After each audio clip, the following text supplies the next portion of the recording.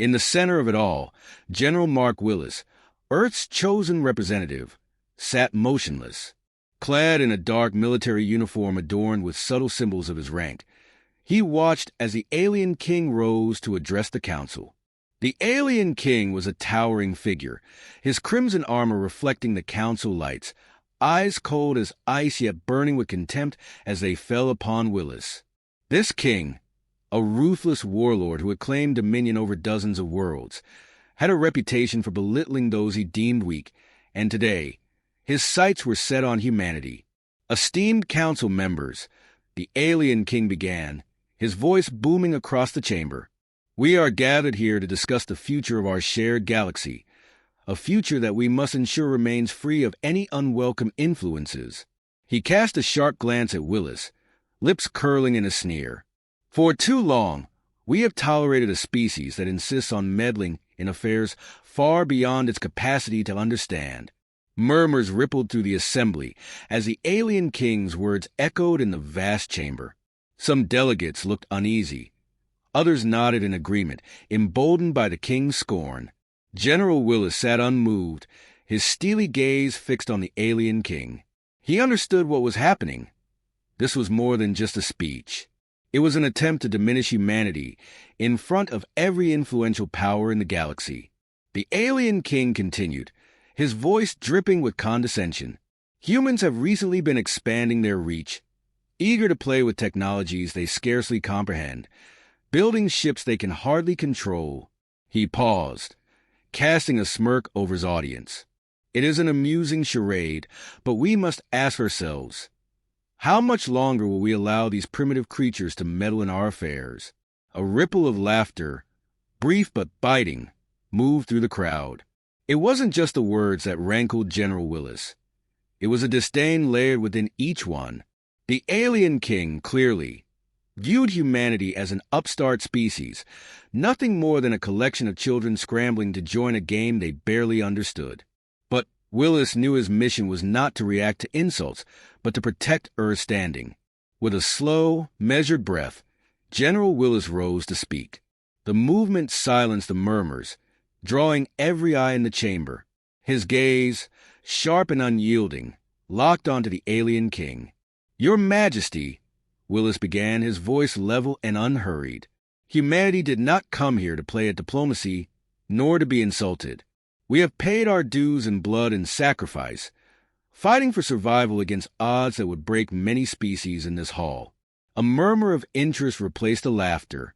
Some of the council members shifted in their seats, and even the alien king's arrogant smile faltered, if only for a moment.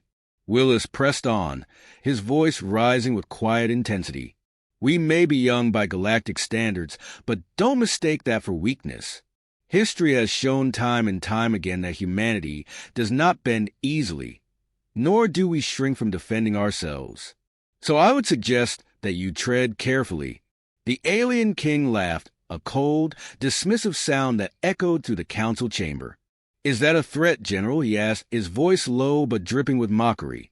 Does humanity think it can stand against an alliance that has ruled this galaxy for centuries? Your words are bold, but empty. Willis's eyes hardened, but he held his temper in check. The room's tension was palpable now. Even the alien king's closest allies looked uncertain, glancing between the two figures. Willis knew he had to choose his words carefully. Consider it a warning, he said evenly. Earth desires peace, but we will not stand by if treated as less than equals. We've come to build, not to break. But if provoked, well, we've proven capable of far more than you may realize. The chamber fell silent. The alien king's smirk faded as the weight of Willis's words settled over him. Behind his veneer of confidence, the king's eyes betrayed a flicker of doubt. It was subtle, but Willis noticed it, a crack in the arrogant facade. For a moment, neither man spoke, both locked in a silent contest of wills.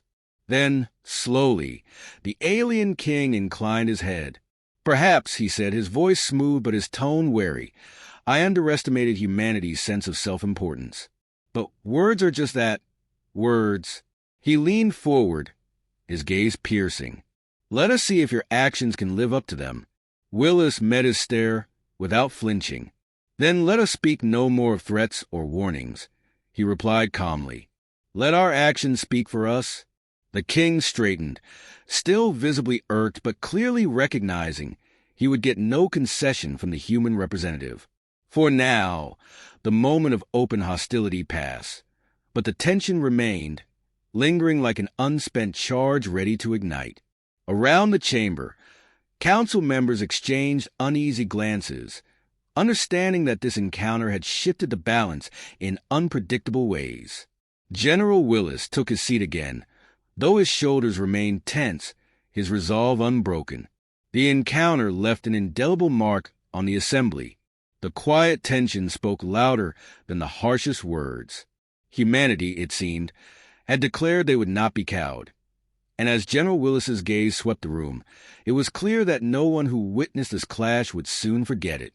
As the meeting proceeded, a feeling settled among the council, a realization that humans, once dismissed, now stood firm, unyielding, and ready to defend their place in the galaxy. General Mark Willis sat in silence, his steely gaze fixed on the alien king across the council chamber.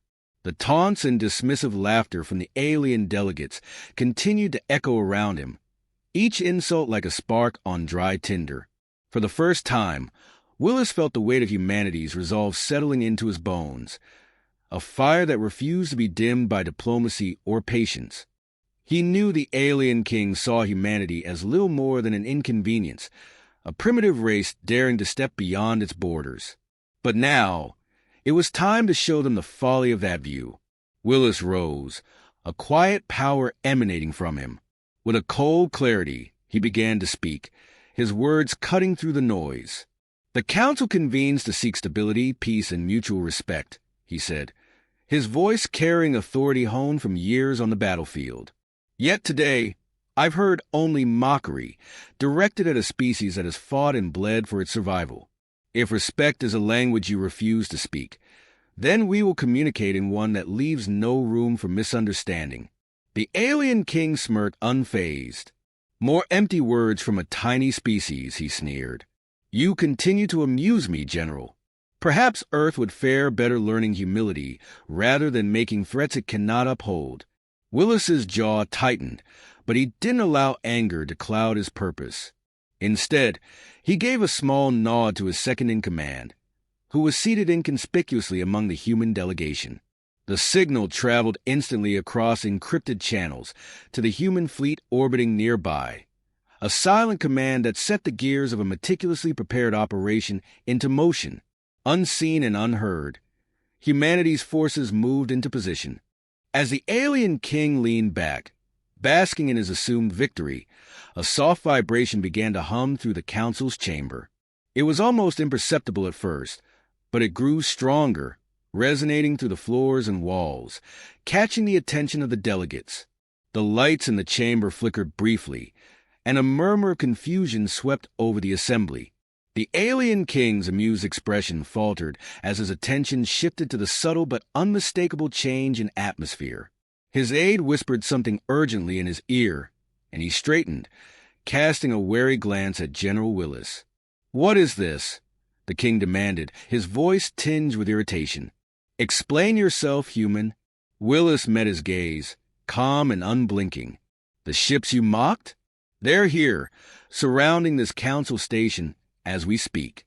Their presence isn't a threat, but a demonstration of what happens when we're tested." He leaned forward, his voice low but firm. "Consider this humanity's response to your contempt." For the first time, a flicker of unease crossed the alien king's face. In a rare break of decorum, he activated his personal communicator, his voice barely concealing a tremor as he spoke into it. Moments later, a holographic screen appeared, displaying an image of the human fleet arranged in a precise formation, surrounding the station like a steel fist. Rows of battleships, sleek and formidable, bore silent witness to their commander's words.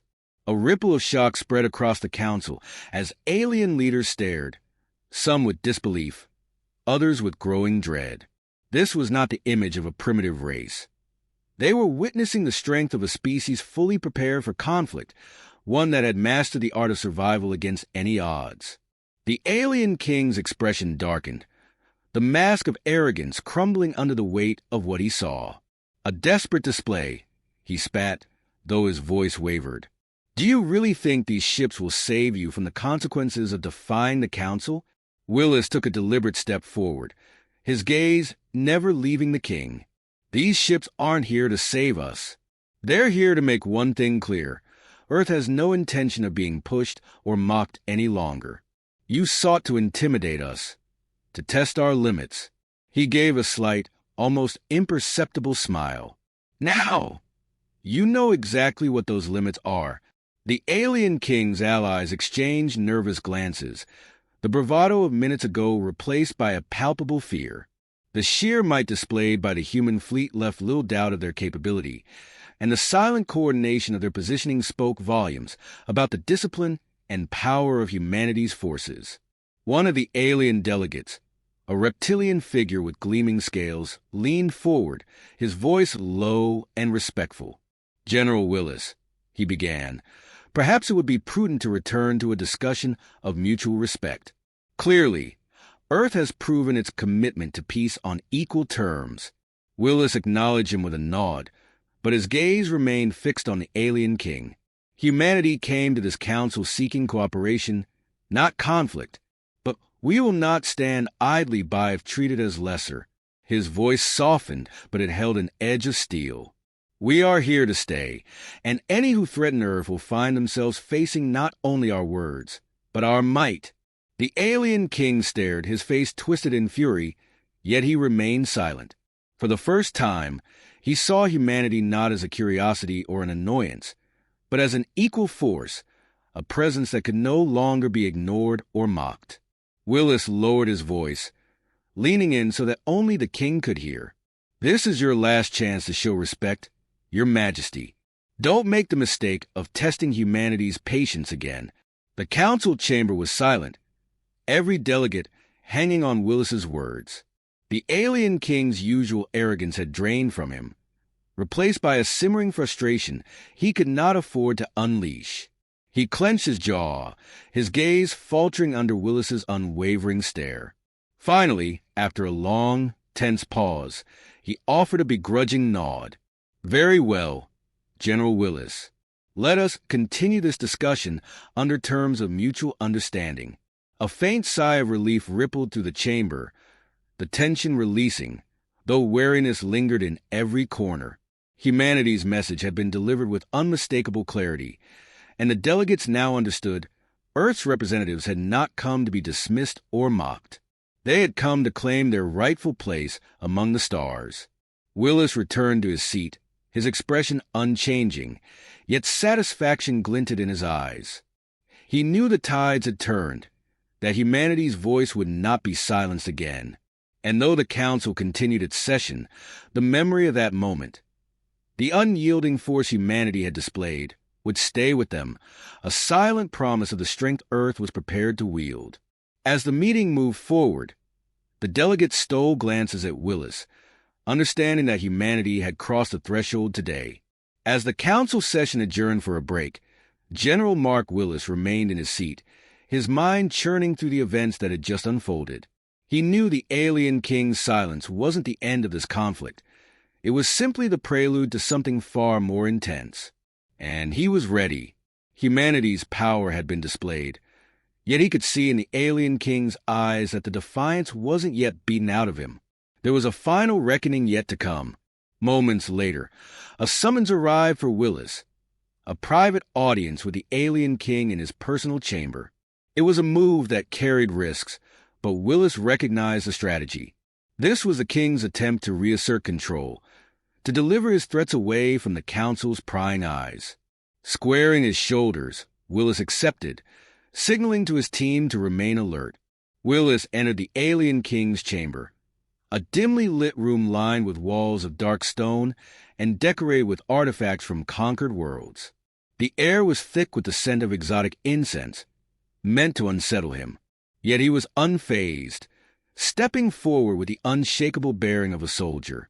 The alien king waited, seated on a throne crafted from the bones of some long-extinct predator, his gaze dark and calculating as he watched the human approach.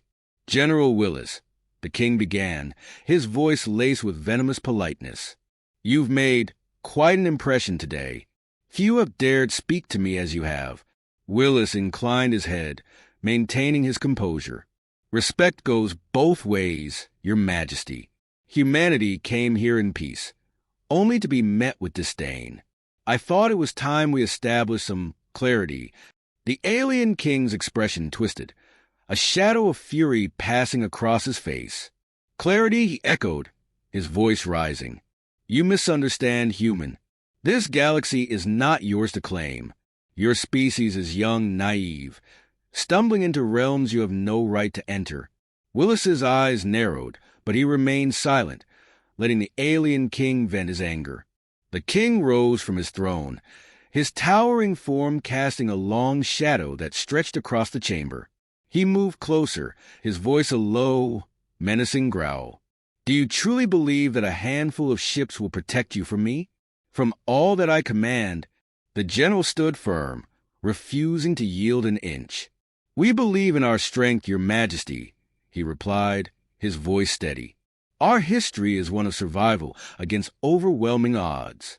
We don't bow to threats." The alien king's laugh was cold and hollow, echoing off the stone walls.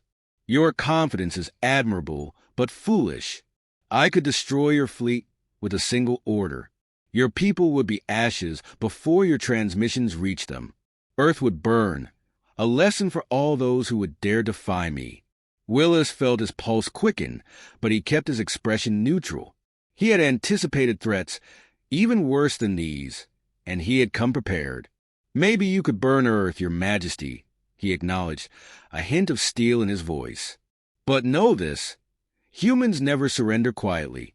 If you strike us, you will face a resistance that will haunt you from the shadows on every world you claim to rule. You may start a war, but it's one you will never truly win." The king's face contorted in rage, his eyes flashing with a dangerous gleam. For a moment, Willis thought he might actually strike him, but the alien king held himself back, barely reining in his fury. "Arrogant creature," he spat. "You think yourself special because you're willing to die for your world. But you misunderstand the scale of my power. I have crushed empires that were legends long before your sun burned bright. Humanity is but a fleeting spark." Willis met the king's glare, his calmness unshaken. "Maybe we are a spark," he said quietly, his gaze unwavering.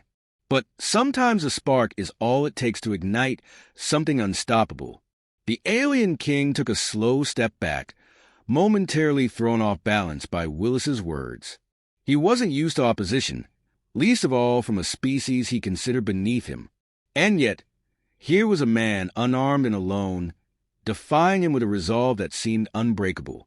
For the first time, he glimpsed a sliver of what made humanity dangerous. "You gamble with your lives, General," the king warned, his voice lower but still laced with malice. "One wrong move, and I will erase you from existence." Willis took a measured breath, feeling the weight of responsibility on his shoulders. But he knew his next words would carry a message, not just for the king, but for every species observing this confrontation. Humanity will never be erased. We fight for each other, for our families, for every soul who believes in freedom. He straightened, his eyes blazing with defiance.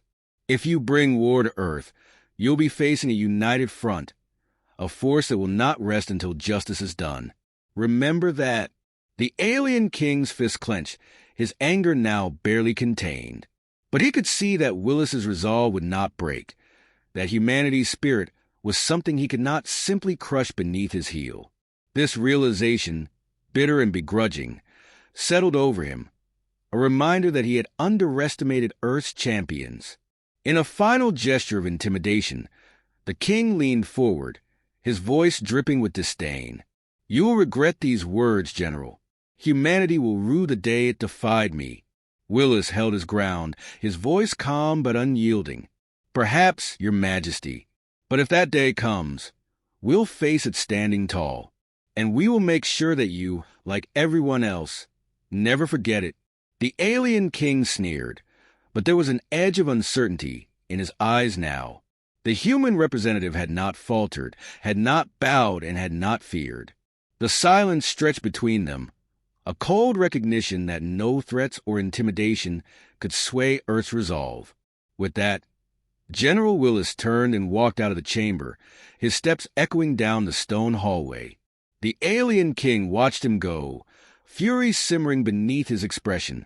But for the first time, he felt the gnawing unease of one who has looked upon a force he cannot easily subdue. And as the door closed behind Willis, the alien king was left with a single, unshakable thought. Humanity was no longer a species to be dismissed. The silence that filled the Galactic Council chamber upon General Willis's return was thick, an almost tangible weight pressing down on the gathered representatives. Every eye followed him, curiosity and wariness mingling in equal measure. News of his confrontation with the alien king had already rippled through the delegation, whispered among corridors, and echoed across networks. It was now clear that humanity's defiance wasn't just a momentary flare of pride. It was a declaration of strength and an unspoken promise of retribution, should any further threats arise. Willis stood at his seat, aware of the tension his mere presence caused. Unlike earlier, however, there were no murmurs of laughter, no dismissive glances. Instead, the delegates leaned forward, some in grudging respect, others in silent awe. Even the council's elder members, who had witnessed countless conflicts across the stars, seemed stirred by humanity's stance. And among them, Willis's quiet, unbreakable resolve left an impression no council speech or diplomatic appeal ever could. One of the senior counselors, a towering reptilian alien with scales that shimmered under the chamber's light, rose slowly. He regarded Willis with a mixture of respect and caution. "General Willis," he began, his voice a low rumble. "Today, humanity has shown us something unexpected. There was a time when many believed your people would not withstand the vast challenges of the stars. Yet here you stand, defiant and resolute." Willis nodded, acknowledging the counselor's words with measured calm. "Humanity has faced challenges before," he replied, his voice carrying a hard edge of experience. "We didn't come to the stars expecting them to be kind. We came knowing that survival would demand more than technology or resources. It would demand spirit." A murmur of agreement rippled through some of the delegates, while others watched in contemplative silence. For the first time, it was evident that the human spirit, hardened by centuries of struggle, war, and resilience, was something alien species could neither ignore nor fully comprehend. And perhaps that was humanity's most powerful asset, a determination that thrived in adversity. At the far end of the chamber, the alien king entered with his retinue, his gaze sweeping over the assembly before settling on Willis. His expression was unreadable, but the tension between the two was unmistakable. Without a word, he took his seat, his composure a carefully maintained mask.